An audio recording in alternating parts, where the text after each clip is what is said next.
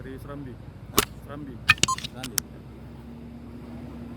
Syeda Ralun, satu orang dilaporkan meninggal dunia dalam kecelakaan lalu lintas beruntun di Jalan Nasional Medan Banda Aceh, kawasan Kampung Semadam, Kecamatan Kejuruan Muda, Aceh Tamiang pada Selasa 30 Agustus 2022 siang.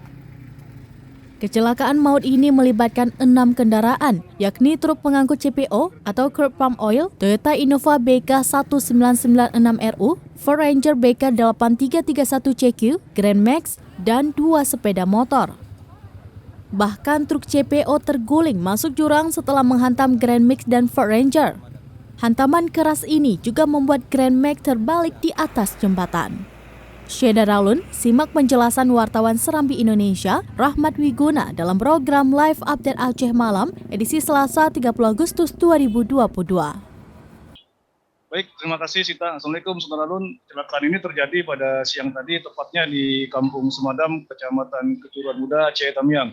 Berdasarkan informasi yang dihimpun di lapangan, setidaknya ada 6 kendaraan yang terlibat dalam kecelakaan ini, yakni terdiri dari 1 truk, 3 kendaraan roda 4 dan 2 kendaraan roda 2. Dan insiden ini menyebabkan 1 orang meninggal dunia, yaitu seorang petugas penjaga marka jalan. Berdasarkan informasi yang dihimpun di lapangan, kecelakaan berawal ketika sebuah truk CPO yang membawa muatan kehilangan kendali akibat rem, mengalami kerusakan rem. Ketika itu jalan dalam posisi turunan sehingga pengemudi truk kehilangan kendali hingga menyebabkan menabrak sebuah mobil atau Kijang Innova yang kemudian menabrak pick up yang sedang parkir dan kemudian menghantam kendaraan mobil Ford Ranger yang datang dari arah Medan.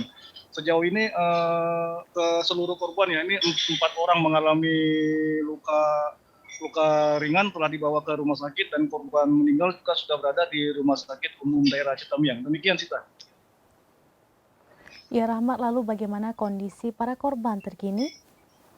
Dari amatan terakhir di Rumah Sakit Umum Aceh Tamiang, keempat korban sedang dirawat intensif. Dari informasi yang diterima, 2 korban merupakan masih usia pelajar, mengalami patah di bagian kaki, dan juga terdapat seorang balita yang menjadi korban dalam insiden ini. Sejauh ini pihak kepolisian belum memberikan konfirmasi.